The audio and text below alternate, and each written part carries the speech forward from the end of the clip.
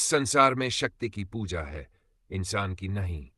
यह संसार सदैव से ही शक्ति का उपासक रहा है। शक्ति, चाहे वह धन की हो, जान की हो, सामर्थ्य की हो या बाहुबल की, उसकी पूजा होती है। इंसान का महत्व तभी है जब वह किसी शक्ति का प्रतीक बनता है। यदि व्यक्ति शक्तिहीन है तो उसका अस्तित्व समाज में अदृश्य सा हो जाता है। कहानी की शुरुआत प्राचीन समय की बात है। एक छोटे से गांव में एक साधारण व्यक्ति रहता था जिसका नाम था रघु। रघु बहुत ही मेहनती और ईमानदार था, लेकिन दुर्भाग्यवश उसके पास कोई बड़ी संपत्ति या शक्ति नहीं थी। वह अपने परिवार के साथ गरीबी में जीवन व्यतीत कर रहा था। गांव के लोग रघु को नजरअंदाज करते थे। जब भी वह किसी मदद के लिए गांव के लोगों के पास जाता, वे उसे टाल देते थे। रघु के मन में हमेशा यह सवाल उठता था कि लोग उसके साथ ऐसा व्यवहार क्यों करते हैं। वह सोचता था कि क्या ईमानदारी और मेहनत ही सब कुछ नहीं है। संदेशवाहक का आगमन।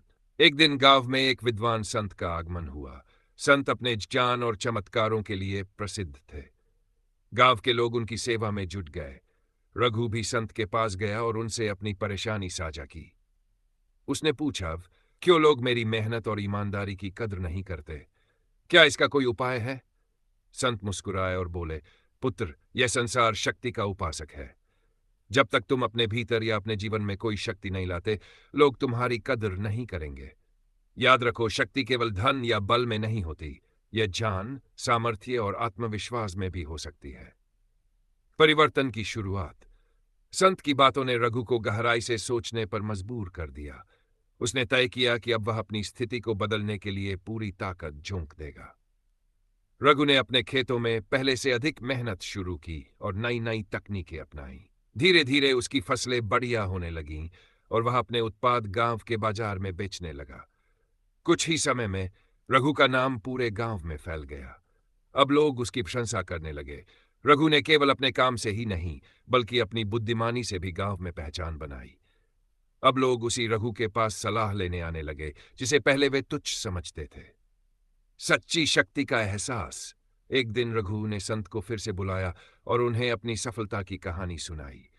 संत ने मुस्कुराते हुए कहा, देखा पुत्र, जब तुमने अपने भीतर की शक्ति को पहचाना और उसे जगाया, तभी यह संसार तुम्हारी ओर देखने लगा। इस संसार में शक्ति की पूजा होती है, चाहे वह किसी भी रूप में हो।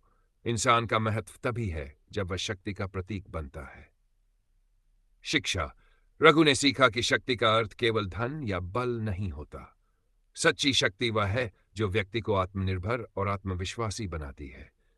अगर व्यक्ति अपनी क्षमताओं को पहचान कर उनका सदुपयोग करे, तो वह न केवल अपनी स्थिति को बदल सकता है, बल्कि समाज में भी अपनी पहचान बना सकता है।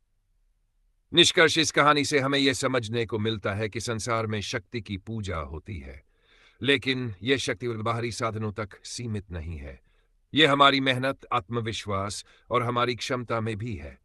जब तक हम अपनी शक्ति को नहीं पहचानेंगे और उसका उपयोग नहीं करेंगे, तब तक हमें समाज में उचित सम्मान नहीं मिलेगा। अतः यह आवश्यक है कि हम अपने भीतर छिपी शक्ति को पहचानें, उसे विकसित करें और उसे समाज के हित में लगाएं। तभी हम इस संसार में अपने अस्तित्व को सार्थक बना पाएंगे।